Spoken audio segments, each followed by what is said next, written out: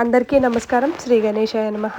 ముందుగా అందరికీ కూడా సంకటహర చతుర్థి శుభాకాంక్షలు. ఈరోజు మనం ఈ వీడియోలో సంకటహర చతుర్థి పూజా విధానాన్ని తెలుసుకుందాం. అసలు సంకటహర చతుర్థి అంటే ఏంటి, సంకటహర చతుర్థి ఎప్పుడు వస్తుంది అది కూడా తెలుసుకుందాం మనం. సంకటహర చతుర్థి అంటే ప్రతి నెల కూడా పౌర్ణమి తర్వాత వచ్చే శుక్లపక్ష చతుర్థి రోజు వస్తుంది. దాన్నే మనం సంకటహర చతుర్థిగా పిలుచుకుంటాము.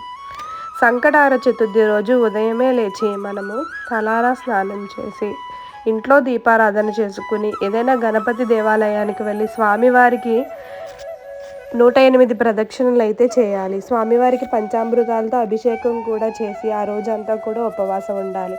చంద్రోదయం తర్వాత చంద్రుడిని దర్శించి కథ చదివిన అక్షతలు శిరస్సుపై ధరించి స్వామివారికి క్షమాపణ నమస్కారం కూడా చేసుకోవాలి.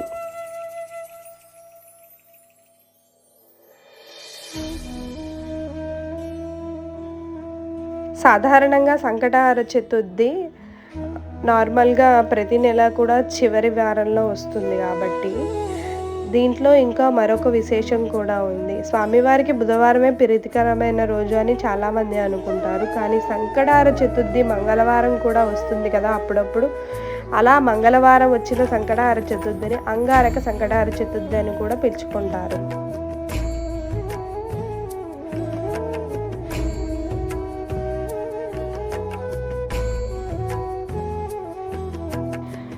సాయంత్రం చంద్రోదయం అయిన తర్వాత చంద్రుడిని దర్శించి పూజా విధానం అయిపోయిన తర్వాత స్వామివారికి చేసిన నైవేద్యాలను సమర్పించి ఉపవాసాన్ని విరమించుకోవాలి.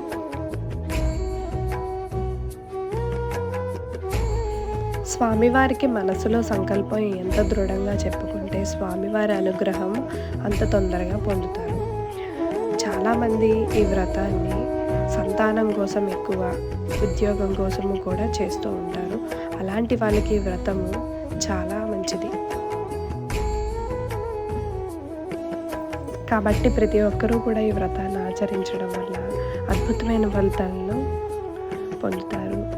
సంకటహర చతుర్థి గురించి ఈరోజు మీరు అందరూ తెలుసుకున్నారు కదా. ఒకసారి ఈ వ్రతాన్ని అయితే ఆచరించండి. స్వామివారి కరుణా కటాక్షాలను పొందండి. నేనైతే ప్రతి నెల కూడా ఈ సంకటహర చతుర్థిని ఆచరిస్తాను. సాధారణంగా వీలైనంత మటుకు ఖచ్చితంగా కూడా నేను ఈ వ్రతాన్ని అయితే ఆచరిస్తాను. ప్రతి నెల కూడా మన దేవాలయంలో శ్రీ రత్నగర్భ గణపతి దేవాలయంలో సంకటహర చతుర్థి అనేది చాలా విశేషంగా జరుగుతుంది. భక్తులందరూ కూడా ఎక్కడెక్కడ నుంచో ఈ దేవాలయానికి వచ్చి స్వామివారి అభిషేక కార్యక్రమాన్ని అనంతరం స్వామివారి తీర్థప్రసాదాలు తీసుకుని స్వామివారి కరుణా కటాక్షాన్ని కూడా పొందుతారు.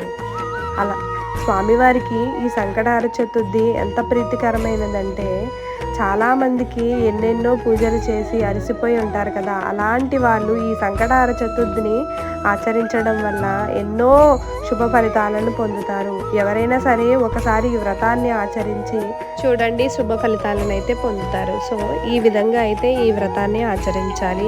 నాకైతే తెలుసున్నట్టు నేను చెప్పాను. మీకు ఏమైనా సలహాలు సందేహాలు ఉంటే ఒకసారి కామెంట్ సెక్షన్లో కామెంట్ చేయండి.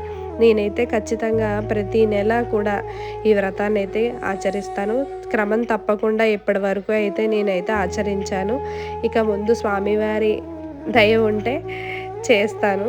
ఓకే, ఈ విధంగా అయితే మీరందరూ కూడా ఈ వ్రతాన్ని ఆచరించండి. స్వామివారికి సాయంత్రం ఇచ్చే హారతి అయితే ఎంత బాగుంటుందో తెలుసా మా దేవాలయంలో. మా దేవాలయానికి నాకైతే చాలా సంతోషం అనిపిస్తుంది.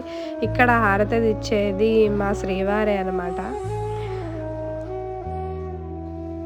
చంద్రోదయం అయిన తర్వాత చంద్రుడిని దర్శించి పూజించిన నైవేద్యాలు స్వామివారికి సమర్పించాలి. ఆ తర్వాత మనం ఉపవాసాన్ని విరమించాలి. ఈ విధంగా అయితే సంకటహర చతుర్థిని ఆచరించాలి. ఇది పూజా విధానం. వీడియో నచ్చితే లైక్ చేయండి, సబ్స్క్రైబ్ చేయండి.